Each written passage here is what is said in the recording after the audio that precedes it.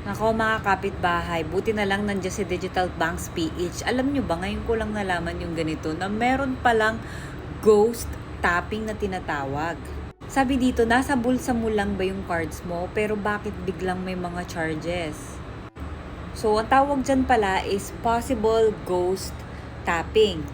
Siguro nangyayari to kapag for example, marami kang mga katabi, tapos ididikit nila yung, ewan ko kung anong device yan, mga payment device, dyan sa bulsa mo, or anything na basta matry lang nila na merong mag-push through.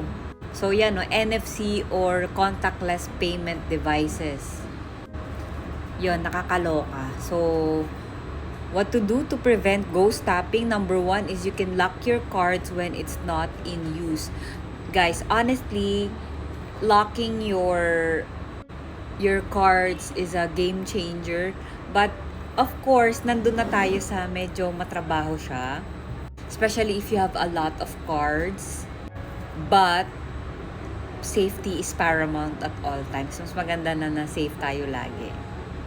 Sabi niya, if supported, just use Google Pay. Number 3, use RFID blocking wallets. I'm gonna check this out if meron nito sa Shopee. And number 4, use only your essential cards.